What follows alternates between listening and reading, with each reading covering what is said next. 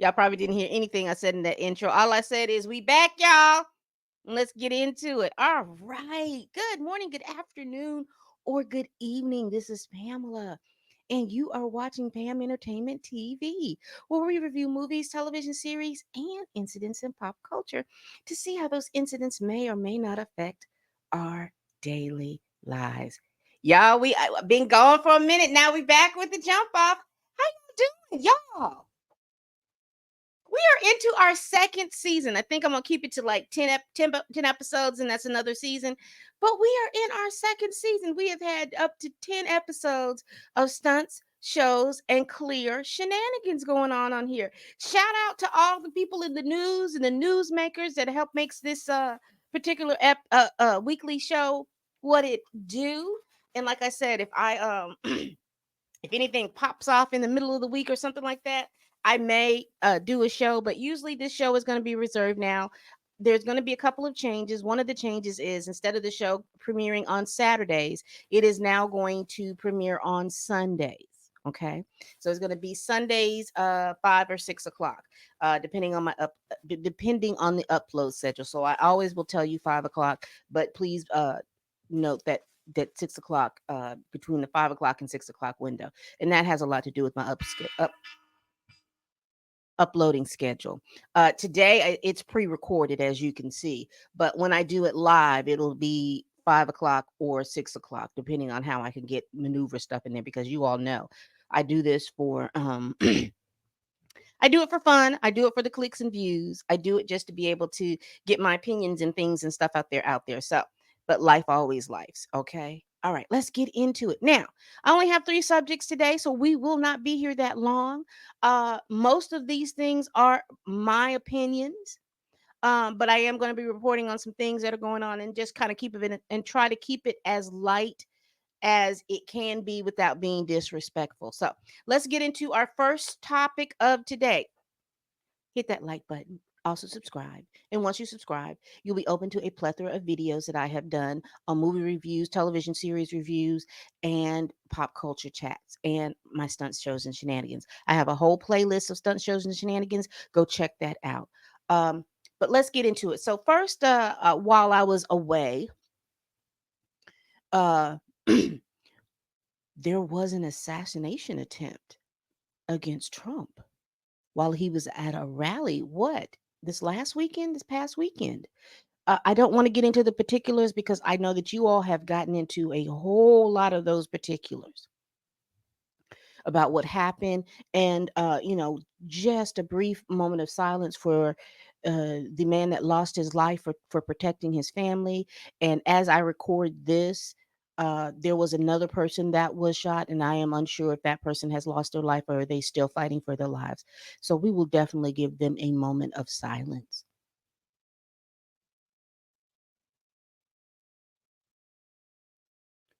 Okay. Let me tell y'all something. I only have 2 questions about this whole thing, because regardless of what you feel about politics, it should not be doing rallies, having your purview, your point of view of what you believe and what you don't believe in. Folks shouldn't be shot at a rally, at a political rally, you know. Because someone has a difference of an opinion of yours, I'm not looking at to trying to eradicate you off the earth. And I think that has been an issue in within this political thing. Everything is so high stakes because of the fact that there is a group of people that it is so high stakes out here, and people are feeling it. They're feeling it because of the economy. They are feeling it because of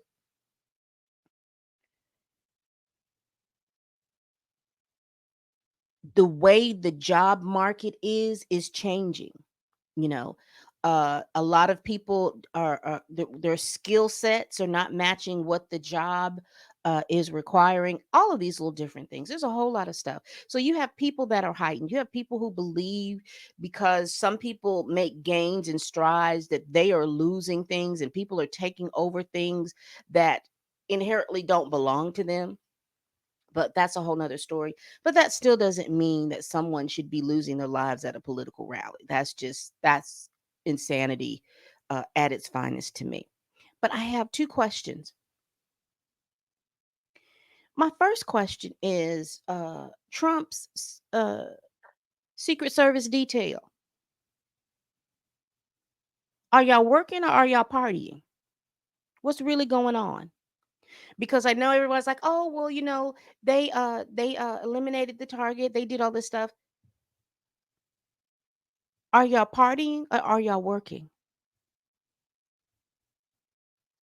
Because how did that happen? Now, I do understand lone wolf things. I do understand all of those types of things, even though I don't think people are as lone a wolf as we try to make it believe. But I do understand that. But what was y'all doing? Why was that place not secured?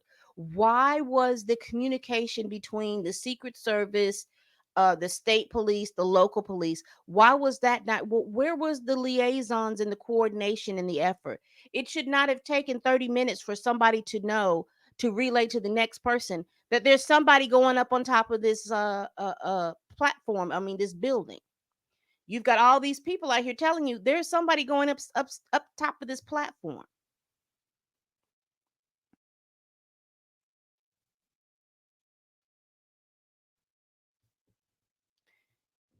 And my second question, and it probably is piggybacking off my first. How did he get up there? So that tells me that he was scoping right along with it. If the Secret Service was doing their job, were you doing your job or were you partying? He was doing as much work or maybe even a little bit more work than the Secret Service was. And I know people are like, oh, you can't do that. I'm sorry. From what I understand about the Secret Service, that is their job. They're supposed to scope out these threats. It would have been different if he had been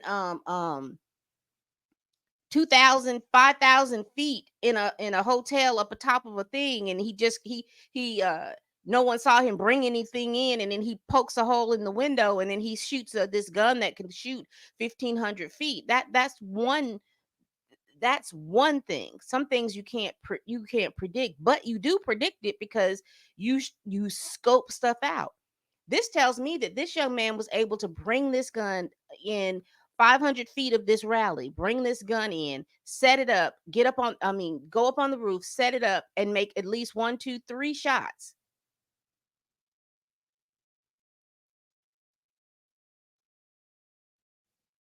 But anyway, we will move on from that. Uh, I just had those questions. Like I said, there are so many stories, so many pundits going over that story. I don't want to spend that much time on it, but those were my two questions in regards to Secret Service people. What had happened? What had happened? And I am quite sure that Congress is going to be looking into this. I see that the FBI is probing what went on that attempt, but we do know he was injured. I think a good portion of his top part of his ear is gone. So we do know that he has been injured and anything like that. So let's get into this because this right here, uh, baby, this right here, it stopped a lot. Do you hear me? This stopped a lot because I was at work. If you all didn't know that Danny did a live yesterday, and I was to be a part of that live. And this is what kept me from being a part of that live yesterday. Let's get into it.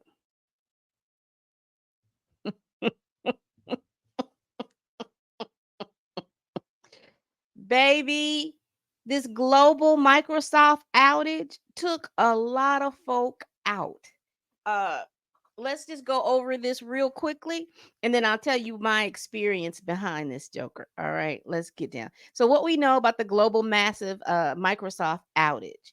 A massive outage was caused by what was supposed to be a routine update from the cybersecurity company CrowdStrike. Baby, baby. And this article is written by Alexander Smith and Kevin Collier. But baby, it was a routine software check that took out everybody.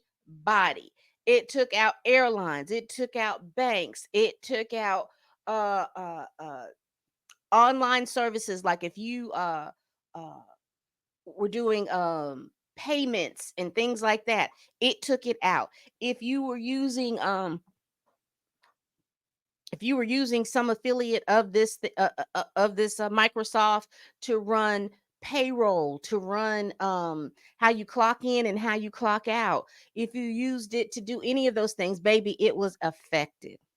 And when I tell you everything was down, and everything where I work at, pretty much it was down and it was slow. And so but somewhere in the afternoon they got everything fixed up. So probably an hour right before that live, everything got fixed back up. But that when people realized that everything was fixed back up, baby, everything ramped up. So I was not able to get to this live. So let's just go over what happened. Let me just read this. A routine software update caused cascading chaos. And that's the best way to put it. Cascading chaos Friday. Um, that has engulfed global businesses from airports and banks to retail and law enforcement. It wasn't a cyber attack. So let's just get that clear. It wasn't a cyber attack, but was caused by one of the world's largest cybersecurity companies deploying a flawed update. Now, you hear that? So you have one of the world's largest cybersecurity companies that has its fingers in a global chain, in a global basket. They put in one flawed update, and so it's just, you know what this is like. This is just like some, they have access to the largest, biggest thing of potato salad, and then somebody went in there and instead of putting uh um a teaspoon of sugar in it, they put like 10 teaspoons of salt, and it caused all kinds of confusion. So CrowdStrike, a cybersecurity company based in Austin, Texas, that's widely used by businesses and government agencies that run Microsoft computers, said that a defect in one of its updates for computers running the Windows operating system had caused the issue. The result was arguably the largest global information technology outage in history. You know what I think about too as I'm reading this? I'm wondering how much did that hurricane affect a lot of stuff too. Because if one person is working on an update, and the other person, there three, let's say there's 10 people working on the update. Three people know that there is a glitch, but the other seven don't. But the other three people that know that there's a glitch, was out because their family was affected by the hurricane. And then they were like, well, we just got to put this update up. Let's go ahead and put the update. But the whole team wasn't affected. I wonder if something like that happened. I don't know. But again, these are my opinions. I ain't speculating. So I'm just going to do it. This is we're just going to keep going. What's been affected? The outage appeared to affect almost every major business sector one way or the other. Airports, flights across the world were severely delayed or canceled altogether, as the computers in which these services rely were disrupted by the issue.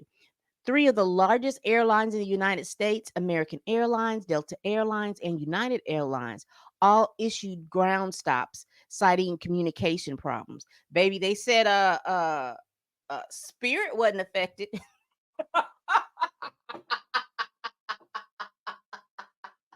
I think they said that Spirit, Southwest, I don't think that they were affected. Somebody said that Spirit and Southwest still use dot matrix. They said that Spirit and they use dot matrix programs, so those were never affected. They still are operating on Windows 6.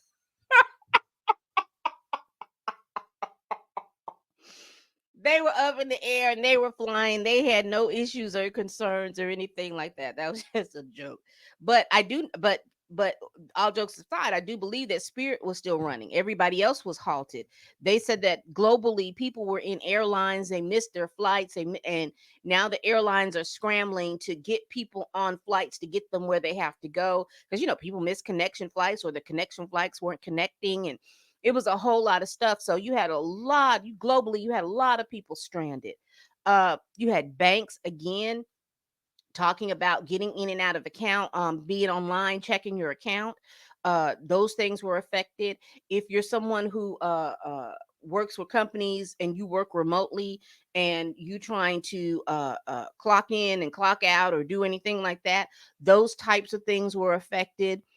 Looking up information and things like that was affected. A lot of different things, and other computers and things were running slow. So this was I am glad that they got it fixed, but now there are questions. Uh there are questions.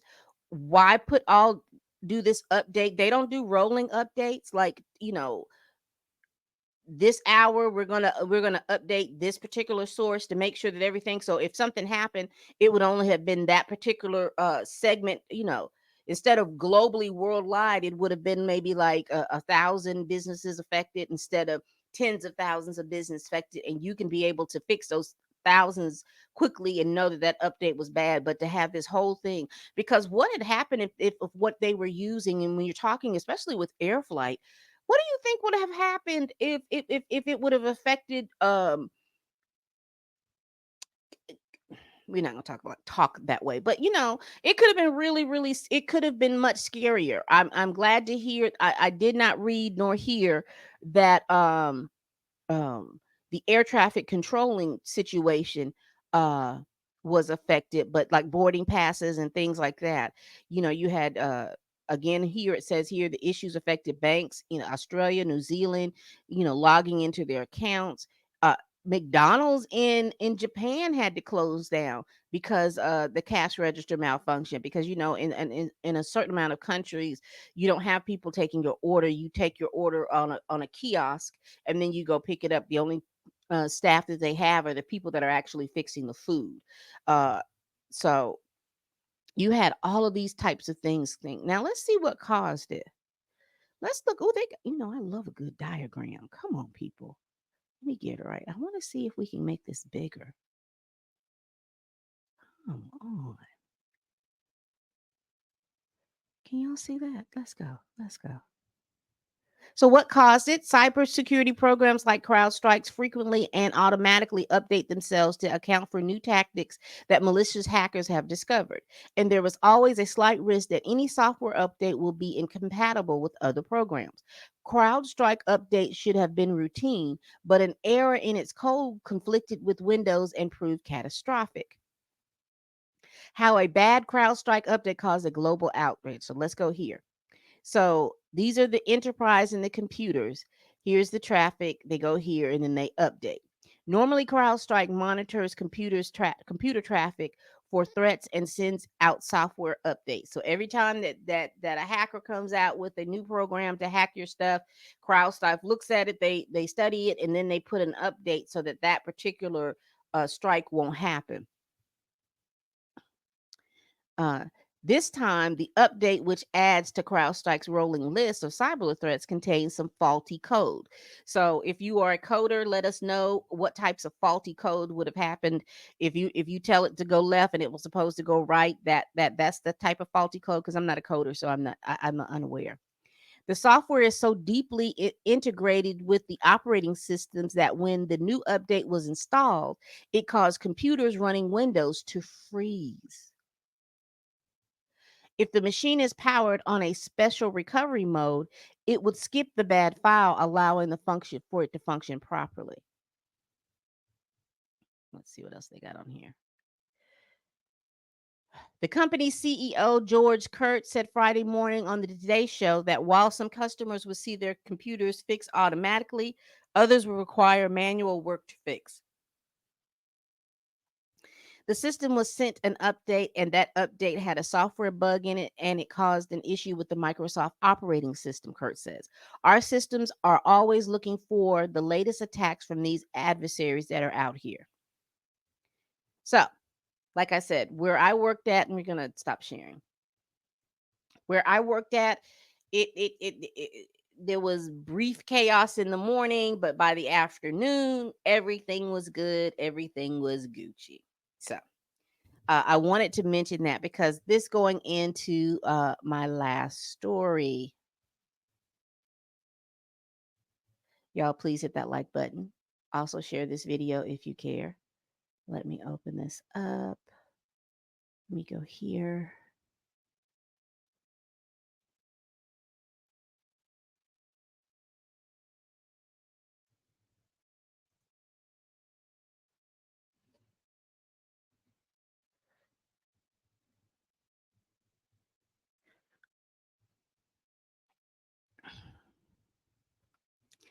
So, where are we? All right. So, yesterday, Danielle, Danny, as we call her, they did a right here, live from London, Jonathan Major's verdict and sentencing impact on the culture. So they did it was Danny, Dr. Hans, I saw Blue, I saw Dre Mack, uh, but y'all didn't see me. I was supposed to be there, but that last story is what took me out. But here's her channel. Go follow her channel and follow the other ones too. There's Chillmonger, there's Dre Mack, the Dre Mack show, and then there's Dr. Hines. Go follow all of their channels. They do some incredible work. And don't forget Kat. Follow her channel. Her channel is at leaps and bounds because she is really in. She is a law nerd. Just let you know about that. Also, Tina, she dreads me. She is going over a lot of uh, House of the Dragon, Interview with the Vampire, and pop culture news and things like that. Y'all go follow her as well. So here was the question. The question was Jonathan Major's verdict and sentencing impact on the culture. So they were talking about that, going over what had happened and anything like that. So I thought I'm going to stop sharing this. I thought I'd just give my 2 to 3 cents in what I think because we know that he has been sentenced. He had was sentenced to do a year of domestic violence counseling training courses and things like that. He was sentenced to a year in that. And we also know that there is a civil lawsuit and that is still pending.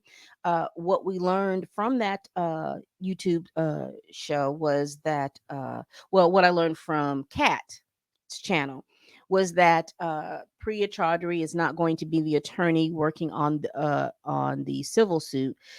He has hired a new attorney. That new attorney filed some motion saying that they've just been retained and they want to be able to get up to speed with their client and do all of these little different things, which is their right to be able to do. So we will allow for them to do that. And so the question came up about what do you think should happen? How do you think that this case should go? I'm looking at it, and if you look at it from a business lens, I think my opinion would be that he settled with her, but there be a lot of caveats with that settling. And I wrote them down somewhere. I got to figure out where I wrote these things down.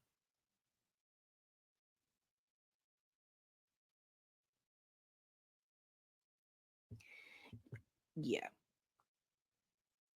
I think that there should be some caveats to it. I think that, there should be NDA signed all the way around. I think that she publicly admit that she's going to drop the lawsuit without saying why she's dropping the lawsuit, and because it's going to be because of a settlement. I think that that should be something.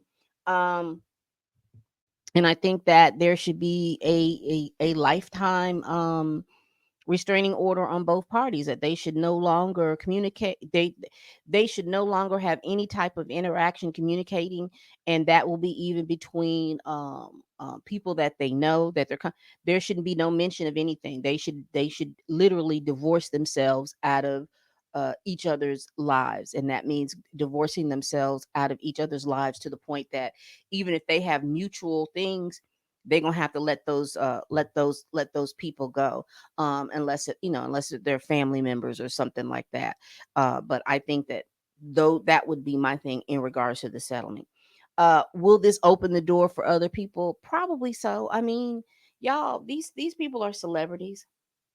And if anybody, now we live in a litigious thing that anybody feels slighted, that they're going to sue, even if it's something criminally. Because I've seen a lot of these cases. There are things that are criminally, uh, people can be criminally liable, but people are choosing to sue, forego the criminal aspect of it, uh, and sue civilly. And I think a lot of that has to do with uh, the burden of proof, or the level of proof is not as stringent as it is in criminal court, meaning that it's all or nothing in criminal court. Either you all agree that this is going on or not. In civil court, I think it's if I'm not mistaken, I think it's a majority, like a majority rule type situation. The jury, you just, the majority of the jury just believe this, and you could be found liable for whatever you're being sued for. Okay, so again, different points of things. So I think about that. So how did this case in this thing change?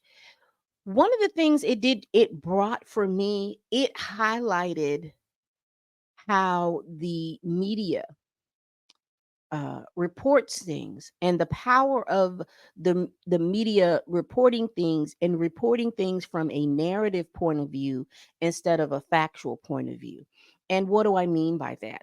Because regardless of all the things that happened in and out of that trial, if those things were reported factually instead of sensationally, I think more people would have seen that. Because when we watched, and again, shout out to Danny. Shout out to Danny for being a person who says what she means and means what she says, and stands firm in the words that she speaks. Because when she was on my live and she said that she would go and she went, I was just like, wow, kudos to you. And kudos to her for giving us the information from a point of view, from being sitting in the courtroom, outside of giving us information that had been uh, uh, cherry picked cherry picked and regurgitated out, that always slanted towards one way or the other, instead of just giving the information. Regardless how it's slanted, just give the information and be truthful about the information given. And it was amazing to see. Because whether because I'm a little old YouTube channel that started maybe 2 years ago, but to see all these other YouTube channels like Chill and Dre Mac and all those, for me, they're bigger channels. And for them to go through here, and the impact that they had, simply because people are on here telling the story and giving you the information, and that the mainstream is not. And that the mainstream media was looking and realizing, hey, wait a minute, hold up. Because we had all gotten really fond of court reporters, like Megan Cuniff and everything, because all of the good work that she did during the Tory Lanez trial, and pulling and us pulling in and being court reporters. And but all of us then being lulled into this, oh, when she made a statement about, you have to trust what the court reporters are saying in the courtroom, they're the ones that has the information, da da da da da. Well, you can do that if the case is televised. I mean, everybody sees what's going on in the YSL trial. I mean, we've got two judges have been recused. One was taken off, and the other one recused herself. We've got a witness and ex parte meetings and things like that going on, so we can see the truth. Now, the difference between that and because it's a totally different type of case. Let's be really clear. but it is transparent because we see what's going on television. We didn't get to see what was going on in his trial on television. Now, had we seen what was going on in television, people would have, all these remarks and things like that would have hit differently. But because we were relying on court reporters and relying on court reporters who weren't there throughout the whole trial. The difference between Danny and the court reporters is that Danny only missed one day, but then we had Jimmy to come in and go that day and give us information. So shout out to him as well. So you had the people literally having someone there to give us the information about what was going on in the trial. And so for me, that made me because I know when you watch my videos and then when I'm reading or going over the information from an article, I'm very pointed to tell you who wrote the article so that you'll know who wrote that article, who did this, so that you will go back and be able to then say, okay, well, this person wrote this person wrote this, and this is how they wrote it. This is the information that they gave. So then you go to the other one. So I'm big about citing the sources so that you all will know who is writing these articles and what's going on and how the different styles of these big mainstream companies, because they are competing with it's an information age, and they are competing with different entities that they didn't have to compete with maybe 15 years ago.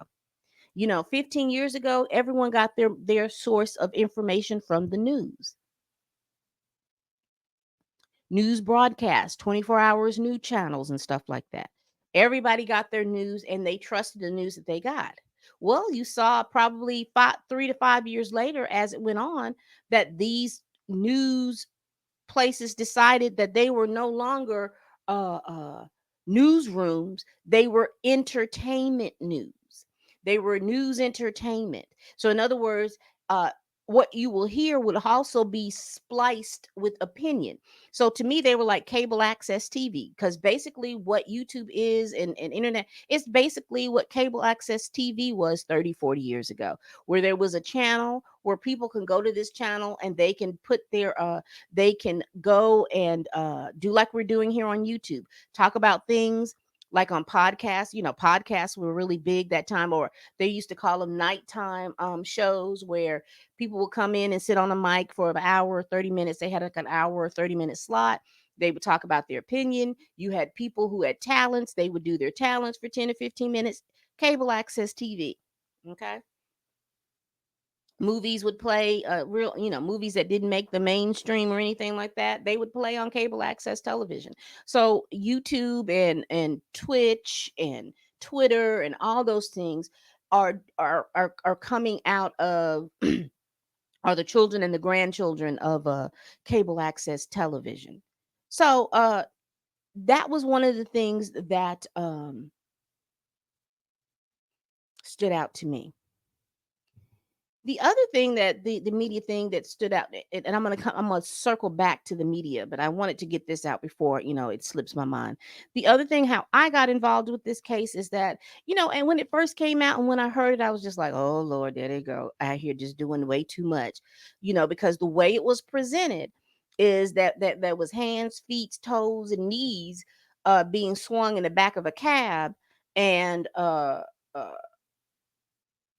they got out of the cab and they got back in the cab, and this is what was told, this is what we heard, and everything, all of the endorsements and everything that he had just trickled and fell.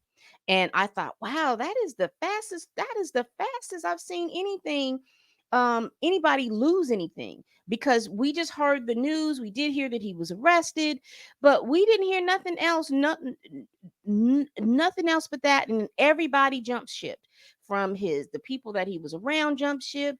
And when you hear all of that, your first instinct is like, child, that is a mess. He did all of this stuff and he's doing all this stuff. And then we heard the tweets from the two people that first came out and said that he was a mess, but then they took it back, not talk, one was saying it didn't happen to him, but he had heard about it over here, and the other one was saying that it was because he was acting an ass on a play set or movie set or something like that. We heard all of this kind of stuff. And so I was like, wow, this is a lot. And as the news went on, there was a situation that happened that I could not understand. All these hands, feet, and toes and stuff like that.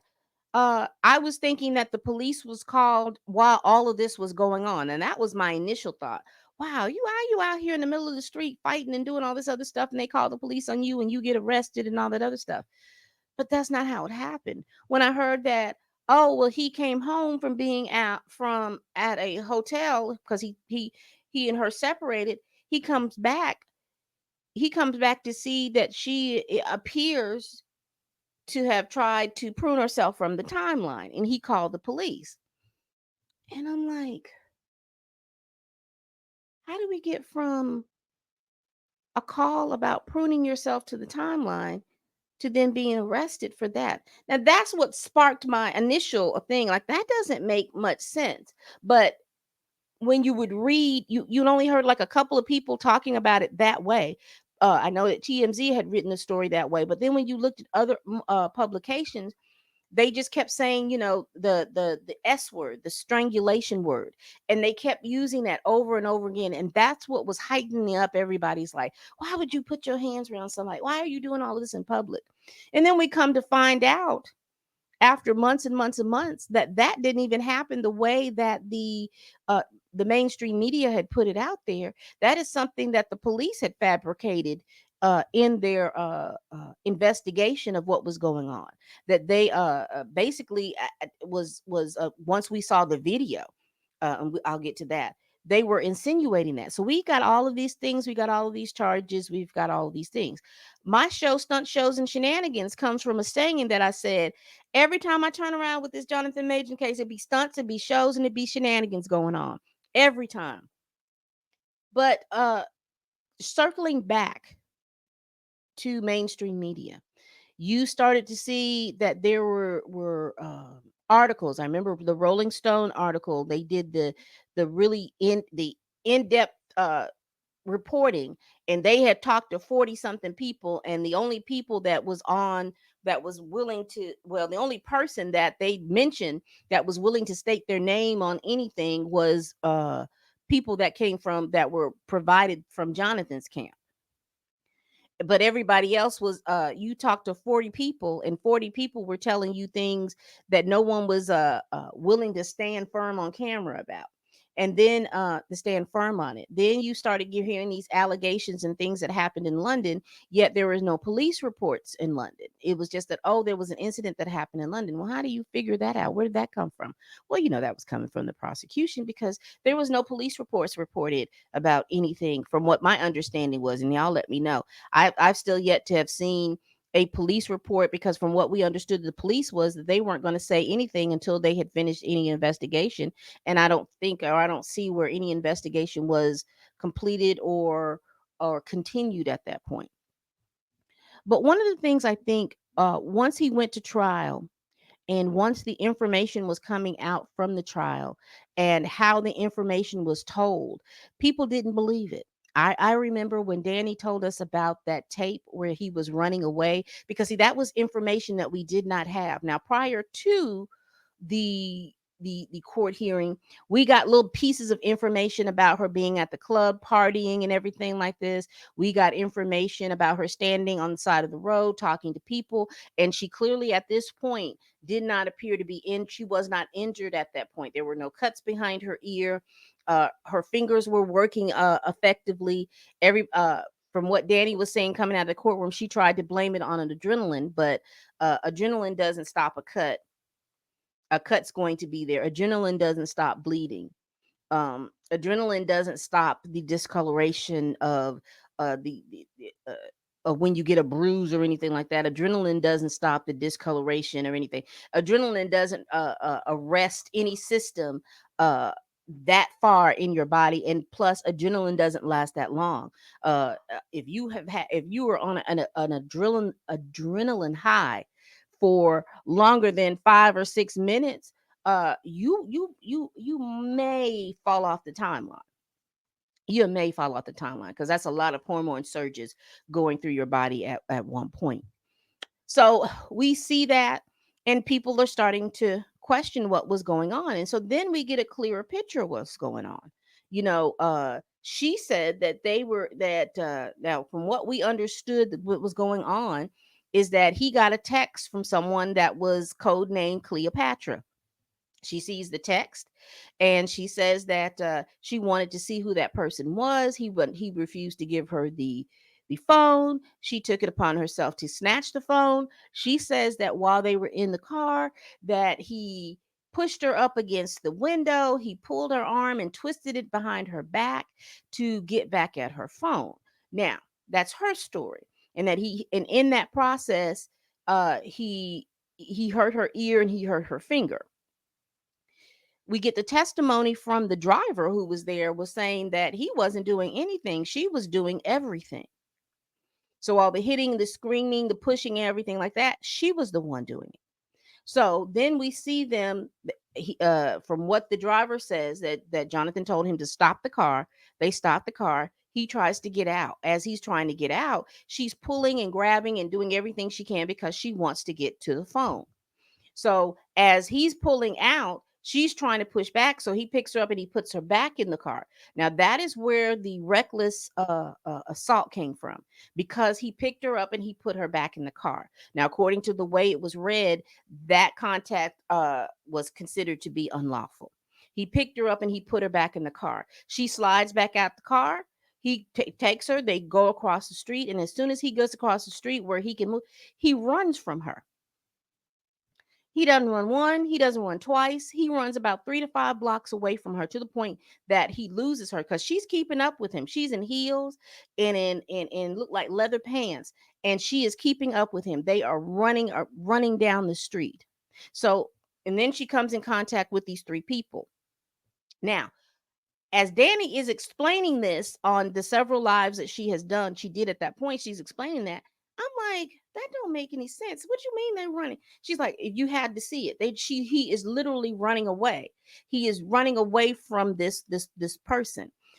You don't see that information put in mainstream media. You know what was in the mainstream media was a recorded conversation that she recorded of Jonathan being upset with her. Why was he upset with her? He was upset with her because of the fact that she came in drunk with a friend. And I think these were the two Graces. It was her friend Grace. And he was upset about that. And she was like apologizing. Now, what we didn't find out till later is that the other Grace who came in drunk, that with the Grace Jabari, what we found out later is that this woman is like an editor to some kind of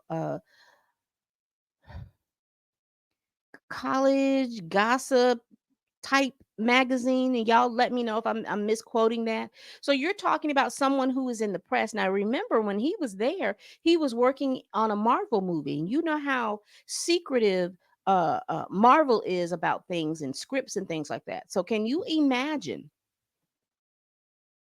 your girlfriend comes home? Now she has a right to come in and out because you all have made the agreement to stay there to live together. But she understands the work that you do. She understands all the things that you do. And part of that is there is a level of secrecy and propriety in with the company that at that point that you work for. And then to bring someone into your home, to show them, to bring this person into your home. Now you say that she's her friend, but also her occupation dictates that if she gets somewhere where she can write a story about this, she's going to write a story about it.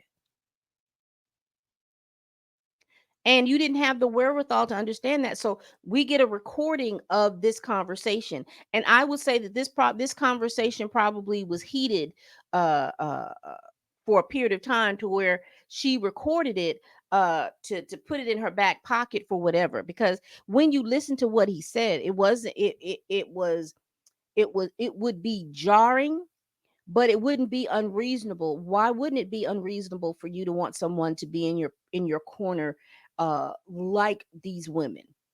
And what really pissed me off is how simple minded we can be as a people, and I'm talking about us, how simple-minded we could be as a people. Oh my God, he talking about career. He won't come out of that age. He did. You know how you see how simple-minded it is, but then when you start thinking and understanding, reading, hearing what I'm telling you as to what was going on there, it makes better sense. But because they mentioned Coretta, and loud as and quiet as it's kept, and loud as I'm about to say it, a lot of y'all didn't like Coretta Scott King in the first place. But now all of a sudden you're her biggest protector, you're her biggest thing. And I'm not saying that she should not be, because that was a very outstanding woman.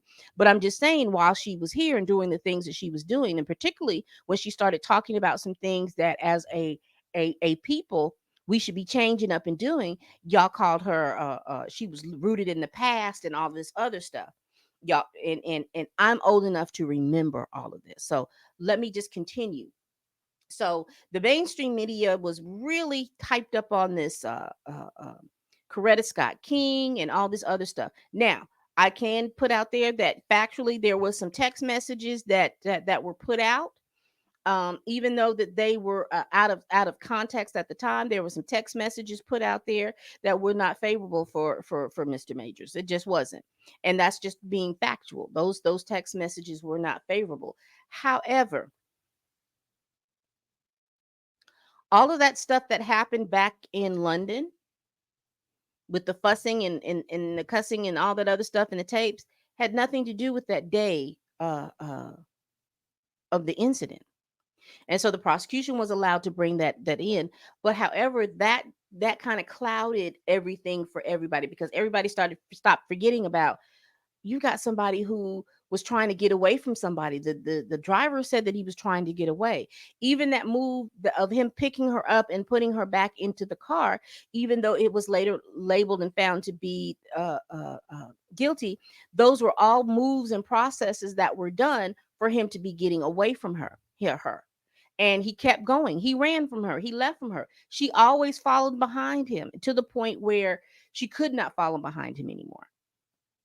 And to see how the information that we were getting out of the courtroom uh wasn't the complete, how what the news media was reporting, and what the information that we were getting out of the courtroom, what the news media was reporting wasn't complete. And that was interesting to me. The other thing that was interesting to me, to find out that the district attorney was spending a lot of time trying to shore up the base of white women between the ages of 20 and 65. And so all of these instances of domestic violence, all of these instances of things, he was making sure that their cases were being put out, being prominent. And if it happened to happen to be the black man, then he would, because there's Adam Foss's case was a big case going on when the Jonathan Majors trial was. And then there was a basketball player um, uh, whose case was going, and then you started to find out that they were uh, the prosecution were literally putting things out into the media to make the media turn on these people, so that you would view these people in such a light that if that then it would force people to then take plea bargains. Now, they didn't offer a plea bargain in Jonathan Major's case. They were going to go to trial for that one, but they were offering plea bargains. They took a case and they lost a case with the Adam Foss, where they the woman gets on a podcast or something, and she writes and she's talking. They look at her information and decide from the information that she put out there that she had been R-worded, and they were going to prosecute this man for R-wording. Now, this man was a prominent prosecutor himself, and his whole life has changed. He's lost his work. He has lost a whole lot of stuff over a case that they brought forth that the victim didn't bring forth. She didn't bring forth. She didn't even mention or anything like that. She was just pissed off that he was a married man and she was with this married man and he didn't leave his wife for her. But anyway, those are just, I'm what I'm saying is, these are the things that made me go back through and go like, oh, okay, wow, this doesn't this all these things don't jive. Now I have to be very careful about who I'm pulling my information from. And that's why I told you earlier, I put their names on it. This is written by so and so and so and so. So you will understand that what I am reading is the information that I have been given by this particular reporter. The other thing is social, and how we as Black people on social media started to react. Because prior to this, I think if you look at us, say, as 100%, I think prior to, after the court information was allowed to be put out into the media, I would probably tell you that there were probably 90% of the folks thought that this man was putting hands, feet, toes, ears, and everything on this woman, and this is what happened. After that information was released out into the world, into the media spaces and everything like that, whereas the media didn't have as much, because with the court hearing not being televised, um mainstream media had pretty much a lock on information. So you only got your information from them. So the YouTubers that were putting out information, they think people, they had the ability to say they don't know what they're talking about. These are super fans. They're going to say anything to be on the side of Jonathan Majors, instead of us telling you, hey, this is the information. I remember reporting on that information from Danny about him running and stuff like that. I remember giggling like, I can't believe that happened, until I saw the video.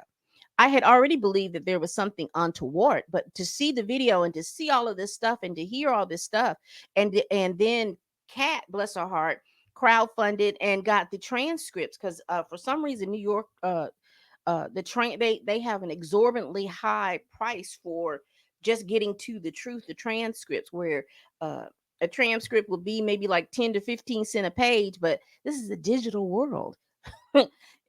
Just put a price on there. But anyway, we start getting the transcripts and we start listening to the testimony of what's being said.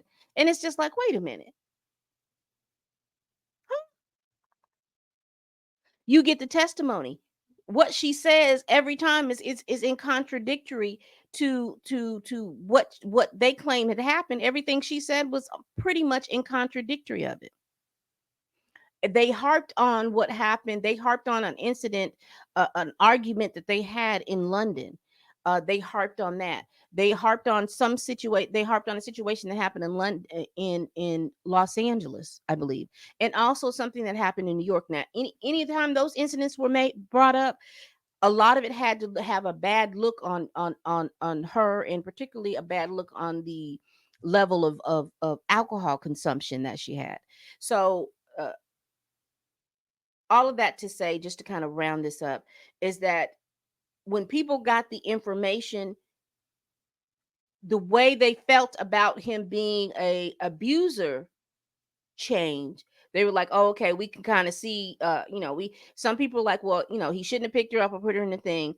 He said, but it didn't rise to the cost of what people were saying. It didn't come up to the way it said, the way things happened, to now where now everything, and where he was taken as a serious actor, now everybody has a joke for him. So anytime that he's when he was when he's with his current girlfriend, Megan Good, if he's not if he's smiling, something don't seem right about that. He's not usually smiling. Why is he smiling?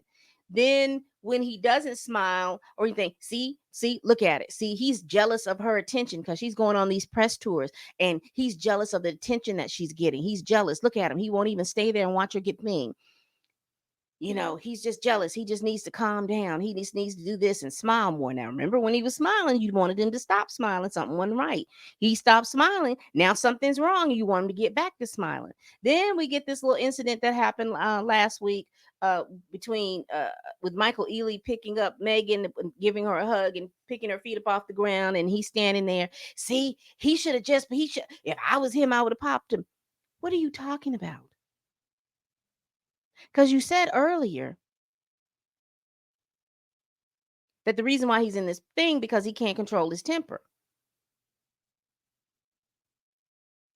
because he's angry, he got mommy issues, he's got all of these different things. The time where if anything, He should have controlled his temper, and he did. Even if he, because I didn't see where he was upset more so than he was just like, he looked like he was just ready to go. I'm just gonna give it to you. But y'all were expecting for him to do what?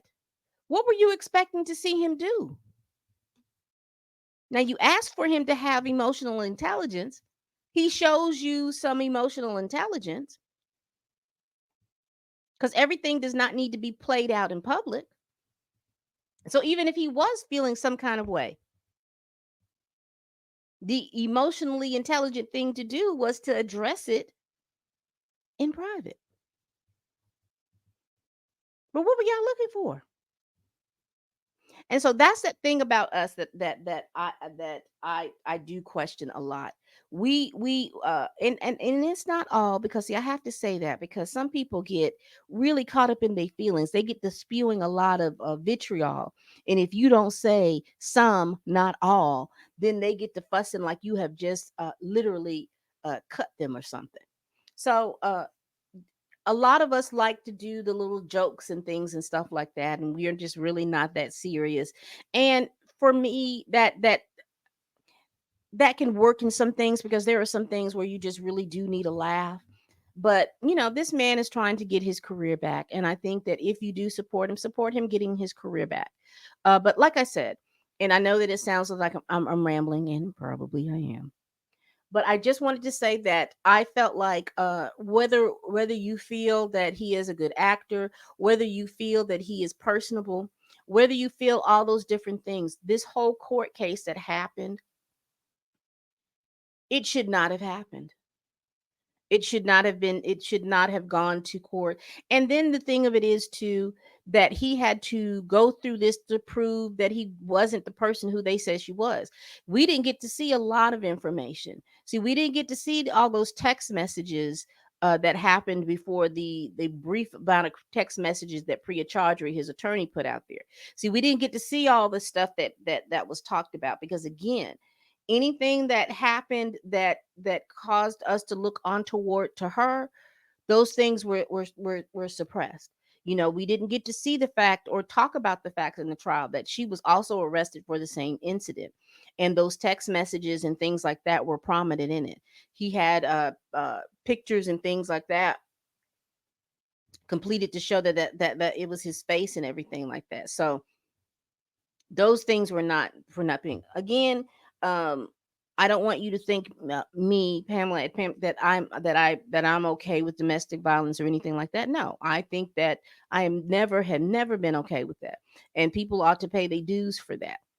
What I am saying is how this case came about. The how of how this came about was shady boots, and from the police department, from the prosecution's department, it was shady. It was really, really shady. And it gave me the feeling of a shakedown. That's the feeling that I got. So just to recap all of this, I got involved with it because I couldn't understand how somebody can call the police on somebody for them being about to prune themselves from the timeline, to then being arrested for domestic violence that happened the previous night.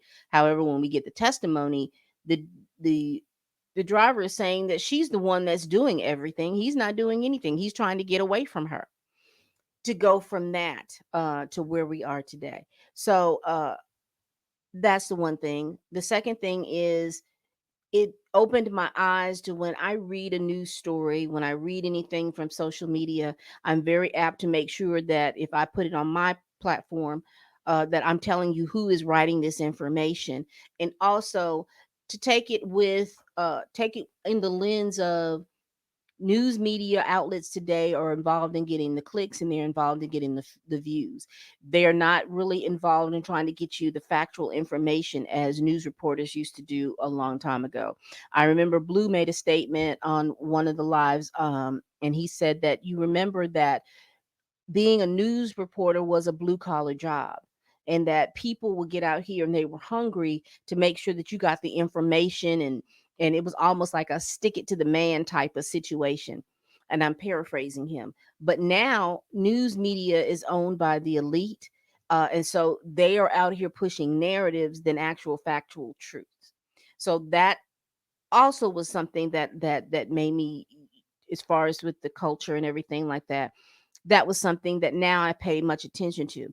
And also when you talk about media and when you talk about Black American media, I am learning too that what is, if it's not Black owned, like a Roland Martin show or any of those things, if these medias are not, if these YouTubers and these medias are not their own thing, uh there, there's an agenda behind it. And what I mean by that is, for whatever it is you think about the Roland Martin show, he is talking about issues within the Black community, good, bad, or indifferent. He may throw his opinion out there, but he will put out the information so that you can look at, and he will get you with a panel that they will go over and they will talk about that information. And that's how I became, partly how I became familiar with Lauren Victoria Burke. She's out here with her YouTube channel, talking about the issues that affect Black folks. And so for me, see, I can't look at the Griot and the Huffington Post and all those little different places, because those places are owned by media conglomerates. And so they have a certain narrative that they want to push, and that narrative is whatever that narrative is. It's not the factual information, because I'm always good with factual information, whether it's good, bad, or indifferent. If it's factual information, it's the information, and I have to sit with it and be good with it, because that's the information. But for you to try to push a certain narrative out here, about Black women and Black American women and men, and you try to push this certain narrative that is antithesis to exactly how we are, that's a problem. Or you are hyping up stereotypes. Those stereotypes do come from a place, that is true. But honey, there is what, 40 plus million Black folks that live in this country. And I would say out of that 40 million, probably 8 to 10 million are Black immigrants coming from the continent of Africa or coming from the Caribbean or the West Indies, however you speak it. So you're talking about 30 something million foundational Black Americans. Everybody's not acting like that. You got people out here working hard, doing what they need to do, raising families. There may be a portion of our community that's going through some stuff, but there is not a community that doesn't go through some stuff. Like I said, good, bad, or indifferent. But to try to paint us with this broad brush that all of us act the same, all of us do things, some of us have similar incidents, but we're not all alike. And some of these publications, again, are feeding the clicks and views for these stereotypes, because those get clicks and views. They're also feeding a lot of different things. So I just wanted to kind of bring that up as my little portion. If I had been on the live, that I would have said that. All right, people. I think I've gone over then more than what I wanted to go over, but y'all love me and I appreciate y'all. Again, hit that like button. Please share this video if you care. Please tell a friend, tell a kin, tell a coworker, tell that heifer that you can't stand that I'm over here making these videos. All right. All right. I hope you enjoyed episode 1 of season 2 of Stunt Shows and Shenanigans. I'm going to see what's going to be happening next week and what we're going to be talking about. If it's something huge or if it's something big, I definitely will come in the middle of the week with a an SS&S snippet. All right, people. Y'all stay safe. Y'all stay easy. And I enjoy my entertainers. And I hope to see you all next week. And as always, people, bye bye.